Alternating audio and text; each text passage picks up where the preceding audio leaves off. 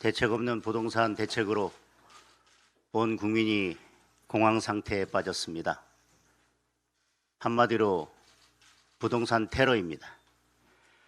부동산을 바라보는 왜곡된 시각에서 출발한 어설픈 대책은 문재인 정권의 흑역사를 그대로 따라가며 대실패를 예고하고 있습니다.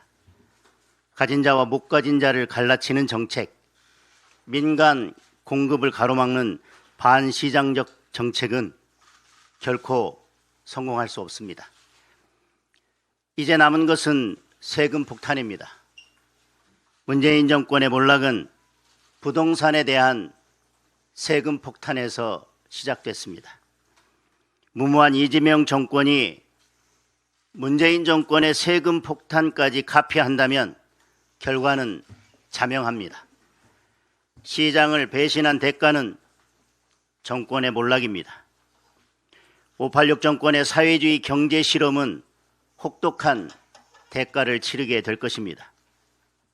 제발 냉장고가 아니라 부동산을 부탁합니다. 민중기 특검이 이재명 정권을 향해 자폭 테러를 했습니다. 정권의 몰락을 막으려면 민중기 특검을 즉각 해체하고 민중기 특검에 대한 특검을 실시해야 합니다. 도둑놈이 몽둥이 들고 설치는 것을 넘어서 경찰청장 행세를 하고 있는 꼴입니다. 이 정도 뻔뻔함은 전과 22범의 범죄자 정권이 아니면 상상도 하기 힘든 일입니다. 주식시장에서 장난치면 패가 망신한다는 것을 확실히 보여주겠다고 큰소리친 사람이 이재명 대통령입니다. 민중기 특검은 패가 망신이 아니라 개미들의 피눈물을 빨아 떵떵거리며 살고 있습니다. 그 더러운 손으로 주가 조작 사건을 수사하겠다고 가면을 쓰고 있습니다. 즉시 특검에서 물러나기 바랍니다. 지금 있어야 할 자리는 피의자석입니다. 제발 냉장고에 시래기 피자 말고 염치 좀 넣어둡시다. 이상입니다.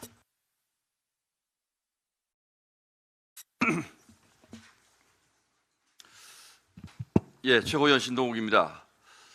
대한민국에 투명 인간이 살고 있습니다. 최고존엄 애지중재라는 별칭을 갖고 있는 사람입니다. 어떤 이들은 이 투명 인간이 대통령 위의 권력 V0라고 부르기도 합니다. 어느 쪽이든 대통령의 최측근 인물 그리고 국정의 최고 배후실세라는 의심을 사고 있는 것은 분명해 보입니다. 얼마 전까지는 총무비서관으로 일을 했는데 국감 정인이 채택되자 갑자기 부속실장으로 자리를 옮겼습니다. 그러니까 비선 실세는 아니지 않냐고 민주당은 주장합니다. 실세는 맞지만 비선은 아니라는 뜻이겠죠. 비선이 아니므로 그가 어떤 권력을 행사해도 문제가 없다는 민주당 인사들을 종종 봅니다만 지나가는 소가 웃을 일입니다. 국정감사 여러 상임위에서 바로 이 투명인간 김현지 씨를 정인으로 부르자고 제의했지만 김현지 씨의 김자만 나와도 민주당 의원들은 발작 증세를 일으킵니다. 제가 포함된 법사위에서도 김현지 씨가 이재명 대통령 재판에 컨트롤타워 역할을 했다는 진술이 나왔고 이재명 대통령의 금고지기일 가능성을 시사하는 녹취도 등장했습니다. 그런데도 민주당은 요지부동입니다. 이쯤 되면 이재명 대통령에게 직접 물을 수밖에 없지 않겠습니까? 김현지 씨와는 정말 어떤 관계입니까? 김현지 씨는 화성에서 왔습니까? 금성에서 왔습니까? 그의 정체를 이렇게까지 꽁꽁 싸매고 숨겨야 하는 진짜 이유는 대체 무엇입니까? 이제 김현지 씨 문제는 국감 정인의 문제를 넘어서서 대한민국의 미래를 좌우할지도 모르는 중차대한 위험 요소가 된 것 같습니다. 국민들이 그렇게 믿고 있습니다. 이 위험한 시한폭탄을 언제까지 안고 가시겠습니까? 이제 김현지 씨의 정체를 밝히시기 바랍니다. 이상입니다.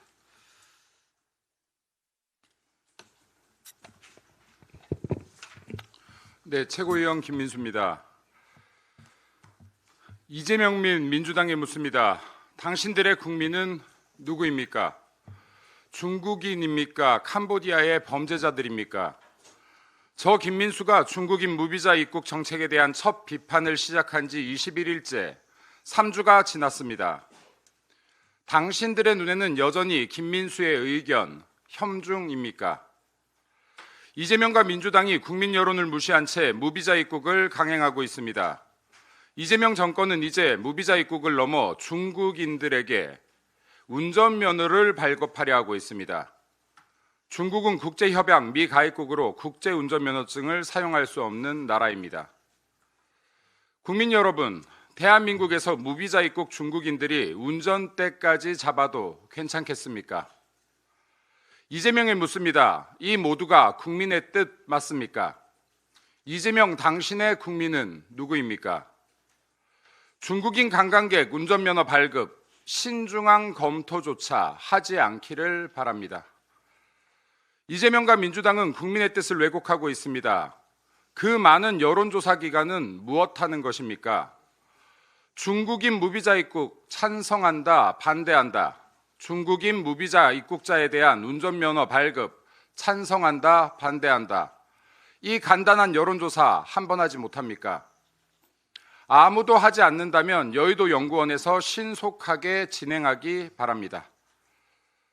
저 김민수가 캄보디아 흉악범죄 문제를 제기했고 선전포고에 준하는 조치를 해야 한다고 말한 지 14일째 2주가 지났습니다. 캄보디아는 범죄자를 못 잡고 있는 것이 아닙니다. 국민 여러분, 범죄자가, 범죄 단지가 버젓이 존재합니다. 범죄자들이 아예 대놓고 특정 단지를 이루고 있습니다.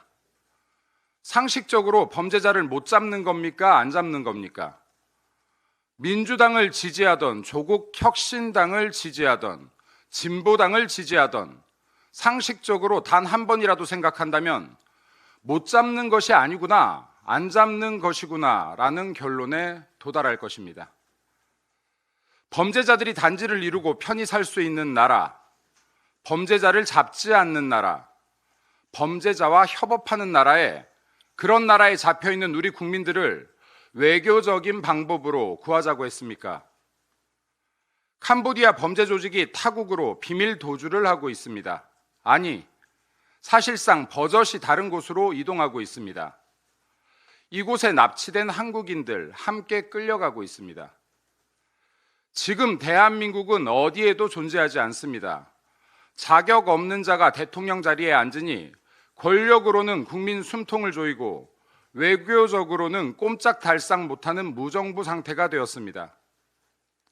비밀 작전이라며 호들갑 떨고 동네방네 떠들고서 구해온 것은 선량한 국민이 아닌 범죄자들입니다.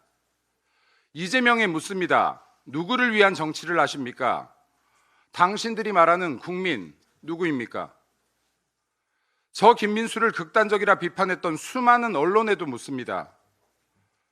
이젠 저 김민수를 넘어 민주당의 최고위원인 이현주, 전현희, 박범계 의원에 이르기까지 캄보디아의 군사작전이 필요하다 합니다. 옳은 목소리를 처음 내는 것은 용기가 필요합니다.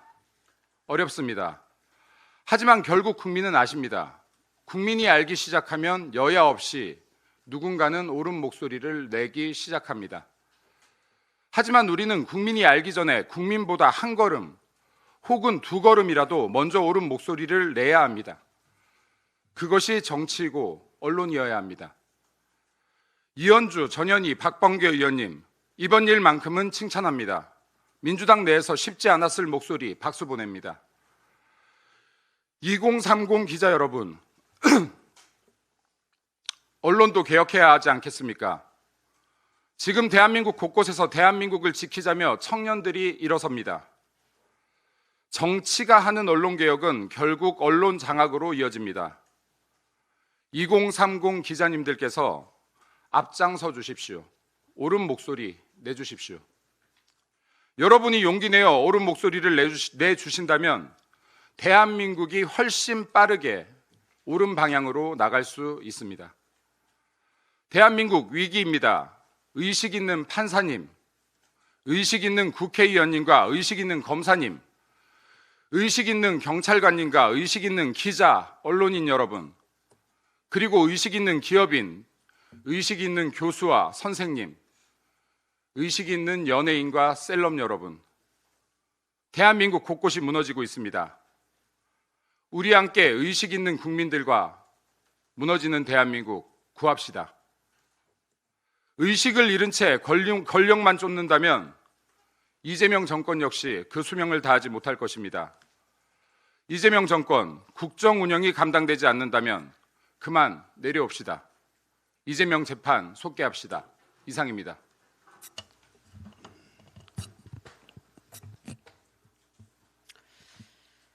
네, 오늘은 이재명 민주당의 남탓 정치와 내란 타령에 대해서 말씀드리고자 합니다. 정치 리더십의 본질은 책임입니다.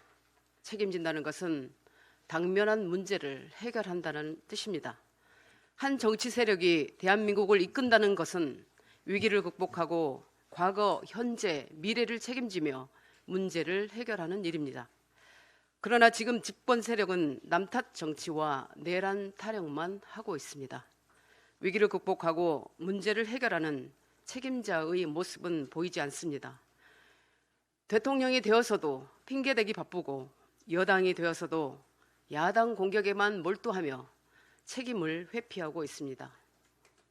화재로 인한 온라인 정부 마비 사태도 전 정부 잘못이고 청년들이 캄보디아에서 납치, 살해당하는 일도 전 정부 탓이고 위헌적인 사법부 침탈과 입법 폭주도 전 대통령의 내란 문제이고 급기야 현 정부 부동산 대책에 절망하는 민심도 이전 정부가 서울 집값을 폭등시킨 탓이라고 그렇게 핑계만 대고 있습니다. 국민과 야당은 이재명 대통령과 민주당에게 지금 당면한 문제를 어떻게 해결할 것인가 그렇게 묻고 있건만 그들은 내 잘못 아니다, 너희는 잘했냐, 너보다는 낫다, 그런 유치하고 소모적인 대응만 되풀이하고 있습니다. 만약 어떤 기업에 새로 임명된 CEO가 이런 식으로 전임자 탓만 하며 문제를 풀지 못한다면 그 즉시 해고입니다. 그런 무책임한 사람에게 누가 월급을 주겠습니까? 책임자는 변명이 아닌 해결하는 자리입니다. 국민이 이런 무책임을 보자고 민주당에게 국정을 맡겼겠습니까? 선거로 책임지겠다라는 것은 정치인의 언어일 뿐입니다. 경제를 망치고 민주주의를 파괴하고 국민이 생명을 잃고 내 집 마련의 꿈을 앗아간 잘못을 어떻게 선거 한 번으로 책임질 수 있습니까? 정치인이 선거에 지고 몇 년 쉬는 것이 책임지는 것입니까? 다수당이 소수당이 되는 것이 책임지는 것입니까? 그런 비겁한 생각 때문에 국가적 문제 앞에서도 이재명 민주당이 해법을 찾기보다 자기 지지율 방어와 상대 지지율 깎기에만 몰두하는 것입니다. 새 정부 들어선 지 넉 달밖에 안 됐다. 어제 민주당 최고위 기자회견에서 나온 말입니다. 그러나 이재명 후보자와 민주당은 계엄 이후 지난 10개월 동안 당시의 현직 대통령과 여당보다 더 큰 권력을 휘둘렀습니다. 범민주 190석을 무기로 하고 싶은 모든 일을 다 했습니다. 사라진 윤석열 정권과 싸울 시간은 진즉 끝났습니다. 이재명 민주당은 임기 끝까지 상대평가를 받기를 원하겠지만 국민은 이미 집권 역량 자체를 절대평가하기 시작했습니다. 나날이 낮아지는 대통령과 여당 지지율이 그 증거입니다. 지금이라도 남탓 정치, 내란 타령은 그만하시고 진정으로 국가를 책임지는 집권 세력의 모습을 보여주기 바랍니다. 이상입니다.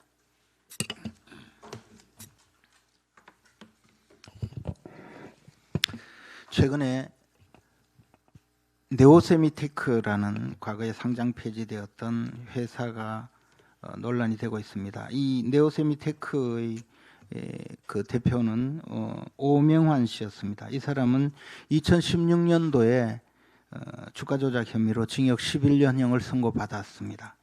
네오세미테크는 대표 오명환 씨가 대전고 그리고 서울대를 졸업한 사람이라고 합니다. 이 같은 동기동창으로 민중기 현 특별검사가 있습니다. 이 사람이 네오세미테크 주식을 보유하다가 그때 당시 즉 오명환 씨가 네오세미테크 주식을 매도할 당시에 함께 매도한 것으로 지금 논란이 되고 있습니다.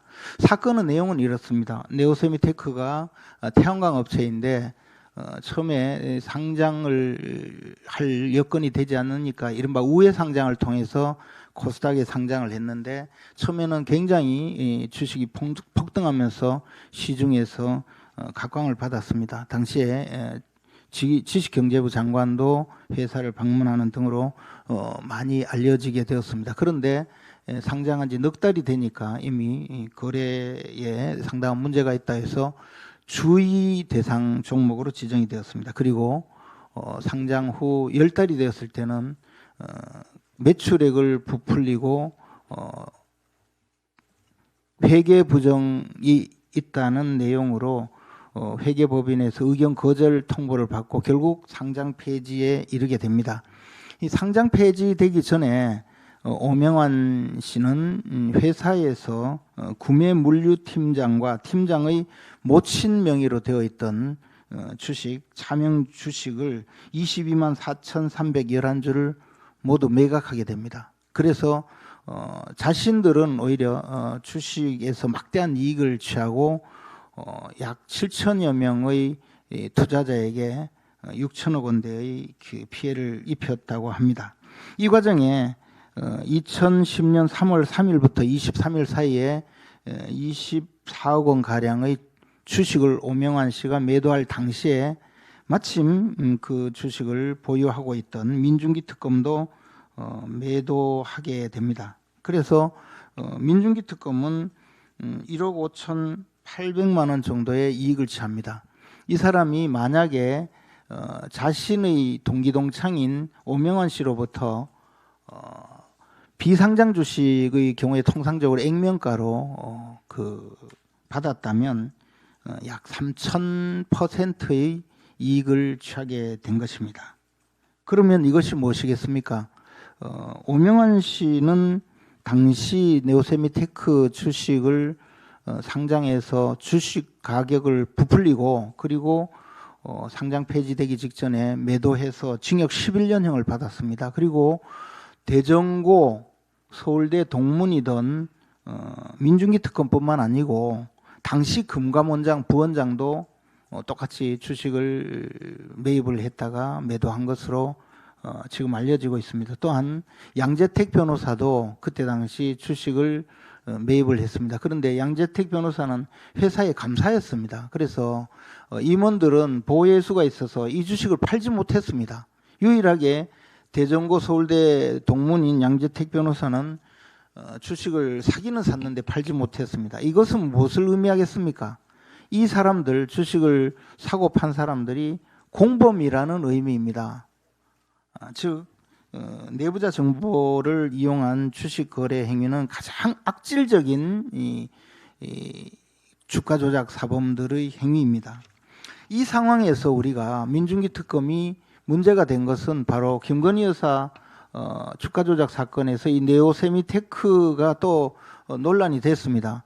어지간하면 지금 득달같이 달려들어서 이 사건 수사를 하고 있는 민중기 특검이 당연히 김건희 여사의 네오세미테크 거래 내용도 주가 조작으로 넣어서 기소를 했을 텐데 이 사건은 피해갔습니다. 왜냐하면 이 사건 수사했다가는 자신이 또 드러나지 않겠습니까? 그래서 아마 깜짝 놀랐을 것이라고 생각이 듭니다. 지금 오명환 씨는 징역 11년을 선고받고 2016년에 확정이 되었으니 공소시효가 아직 많이 남아 있습니다. 검찰은 곧 수사권이 박탈될 처지에 있는 이제 빈껍데기 기관입니다. 아직까지는 수사권이 있다는 이야기죠. 검사들은 이 상황에서 이 고발된 민중기 특검을 즉시 구속 수사를 해야 됩니다. 수사를 하지 못하고 또 뻔히 쳐다보고 이 사건에 대해서 소가닥 보듯이 한다면 검찰은 수사권을 더 이상 보유해서는 안 됩니다. 검찰이라는 기관이 왜 수사권을 보유합니까? 이런 사회적으로 극악무도한 범죄 또는 아주 지능적이고 악질적인 범죄를 찾아내서 수사를 하라고 예외적으로 수사권을 준 것입니다. 원래 수사기관은 경찰이죠.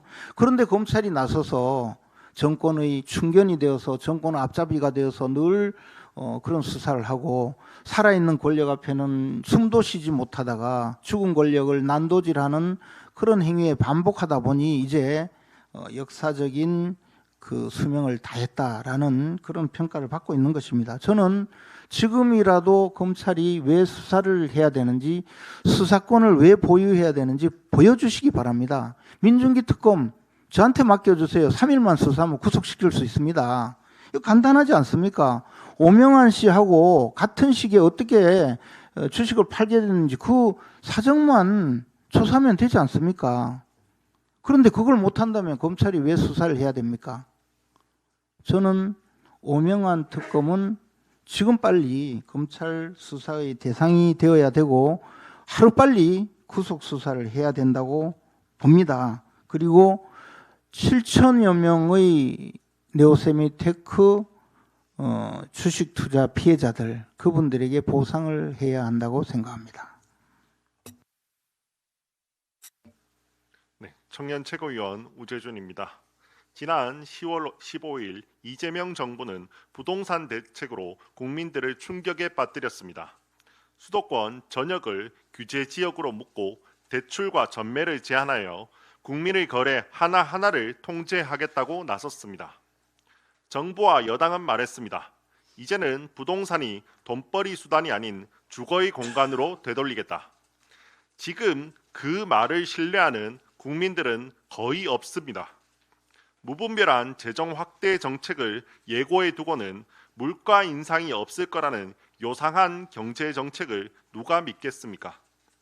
현재 부동산 가격이 오르는 이유는 시장이 이재명 정부는 부동산 가격을 잡을 능력도 의지도 없다고 생각하기 때문입니다. 당장 김병기 더불어민주당 원내대표조차도 이재명 대통령 정부의 말을 신뢰하고 있을지 궁금합니다. 김병기 원내대표는 동작구에서 국회의원 3선을 하면서도 막상 집은 강남에 재건축이 예정된 시가 30억 원이 넘어가는 아파트에 전세를 낀 갭 투자를 해서 보유하고 있습니다.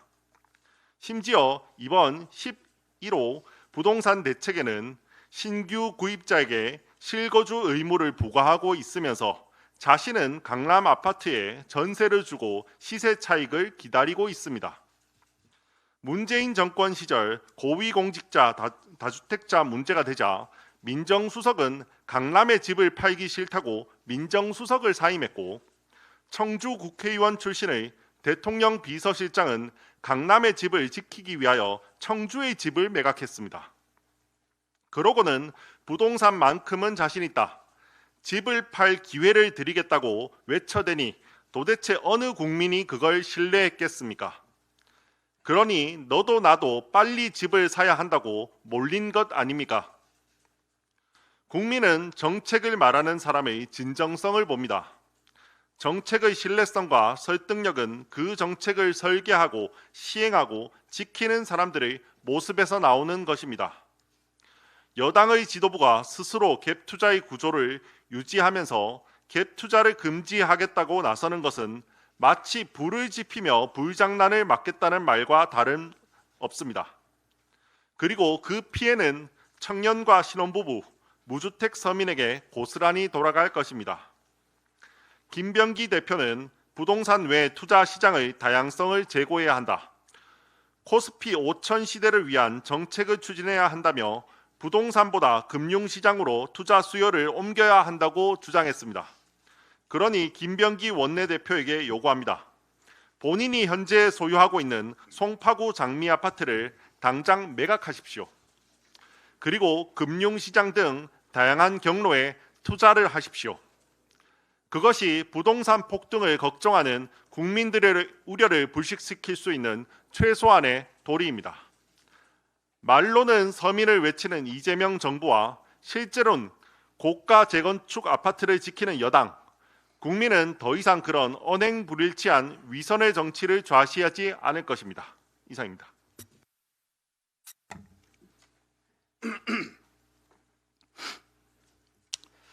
어제 민주당 김병기 원내대표가 10, 15 부동산 대책의 후속 조치로 서울 25개 자치구별 연도별 공급 계획을 연말 연초에 발표하는 방안을 검토하고 있다고 밝혔습니다.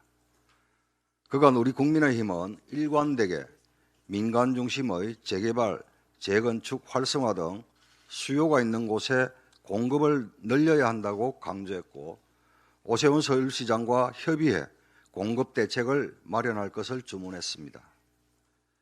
김병기 원내대표가 정부의 927 공급 대책, 1015 억제 대책 등 이재명 정권의 부동산 정책 실패를 스스로 인정하고 국민의힘이 주장한 공급 대책 그리고 서울시와 공조를 수용한 것을 환영합니다. 그러나 묻지 않을 수 없습니다.